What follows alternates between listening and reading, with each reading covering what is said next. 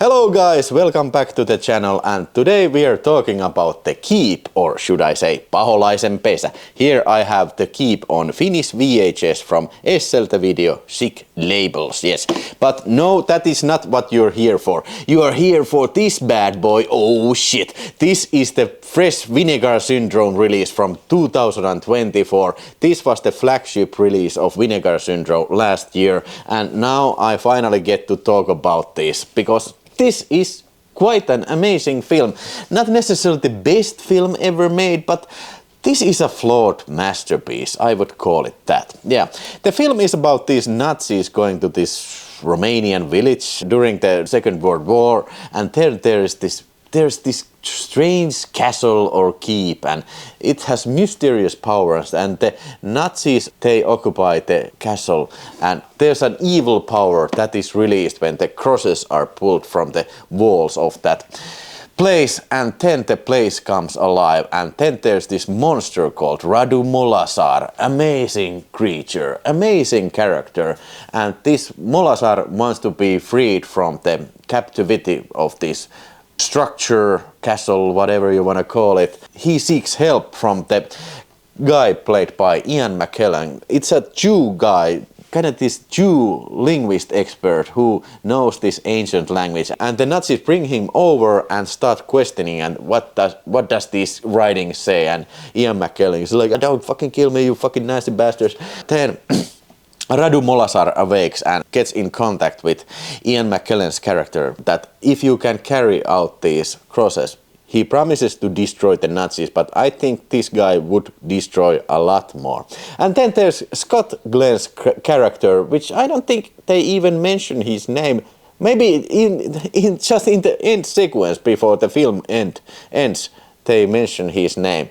But he's some sort of like intergalactic traveler. He says that he is from all around, and he gets a signal that something is happening. Radu Molasar is waking up, and he takes the boat from Greece to Romania, and then he's ready for the final confrontation with Radu Molasar. It was based on a novel by F. Paul Wilson from year 1981. And it was like a series of book, Adversary Cycle, it was the name of the book series. And yeah, Michael Mann made this movie in 1983, but I hear that the book and movie don't resemble each other too much. And Michael Mann, this was his second theatrical picture, and he was like trying things out to find his way in the movie business, and this was not a successful film. It was panned by the critics and it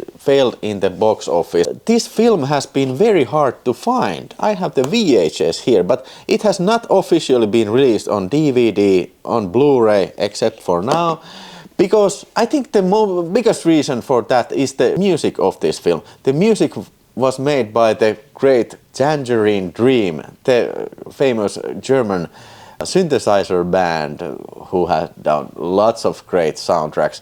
Check out Thief soundtrack and many others. Wavelength comes to my mind. Back in the day, they didn't pay attention when they were writing these agreements about the music usage in the film. So they probably only mentioned that, yeah, this music can be used on VHS and Laserdisc releases of this film, but they didn't know that there were other formats coming, like streaming, DVD, Blu-ray, 4K, Ultra HD, and what makes the things even worse, that the band got broken up in 1986, so they separately had to, look for the rights. So maybe Vinegar Syndrome had to separately contact with every member of the band and acquire the license of the music for this film. And now we have the official release here. Was it worth it? Obviously I had seen it before. I think I have twice seen The Keep before, and I have always liked it. It has a very mysterious atmosphere. It's great. Right from the get-go, when the Tangerine Dream like comes in play and we see the Germans driving the trucks on the road to the village, right on from the get-go, there's this eerie feeling that something is not right. And also the production design, the castle, the keep itself, it's very otherworldly. The music, the characters, the places, everything. And yeah, Tangerine Dream music, I cannot stress this enough. It's great, it's fantastic, very dreamlike music. And I think Michael Mann have said that the dreamlike quality, it was the exact thing he was going for with this film. And yeah, the thing why he don't want to work with this film anymore, because he was so betrayed, felt so betrayed back in the day when the film was released. The distributor company Paramount, they cut it down like 1 hour. Originally it was almost 3 hours and now it's only 90 minutes. I think it was originally 3 hours and Michael Mann cut it down to like 2 hours and 50 minutes or something like that, and the production company, they went on and cut furthermore 30 minutes of it. And yeah, you can see it, you can feel it in many places in this film that something is really actually missing, especially in the second part of the film. You can see the choppiness of the storytelling. Things are moving very rapidly, especially things are moving very rapidly in the love story between the Scott Glenn character and the female character. And also when Radu Molasar is actually coming out, it seems to happen very, very quickly. And speaking of Radu Molasar, holy shit, that's a great costume. That's an absolute masterpiece of monster making from the 80s. First, when we see him, it appears as a smoke cloud. I don't even know how that is shot. It's some sort of reverse footage, and the smoke creates the monster, and the monster suit is fucking fantastic. Very menacing looking and very cool looking. And yeah, another tragedy was when they were making this film, the special effects guy, don't remember the name, but he died during the production. There is a masterpiece somewhere in this film, but it's not necessarily here. But nevertheless, it's an interesting picture. I would rate it 3.5 stars. 3.5 stars.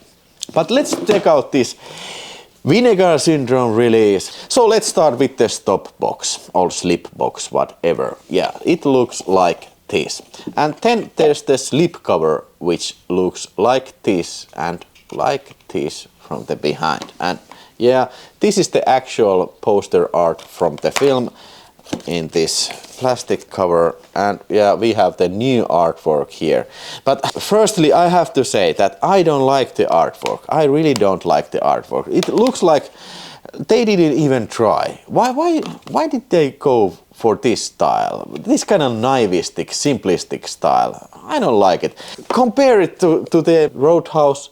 How great looking cover this is. I know it's a VSU, a little bit different thing, but yeah, this was the big thing in 2021 or 22. But hey, see the cover. This is a very nice looking cover.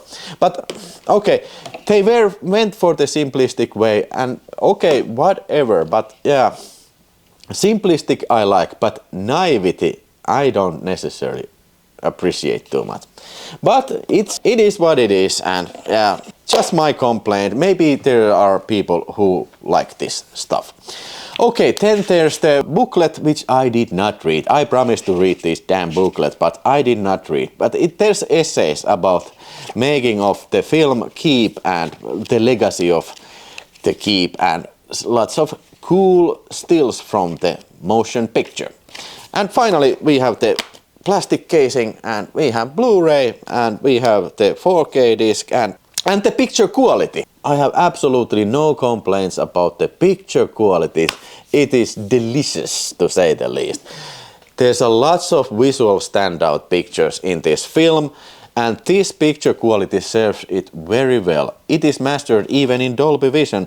Vinegar Syndrome usually don't do Dolby Vision, but this has a Dolby Vision presentation. Just look at the scene, for example, where Scott Glenn's character takes the boat from Greece towards the Romania. The eerie tangerine music playing in the background, and the boat sliding very calmly into the sunset or the sunrise or whatever it is, but the color is absolutely perfect.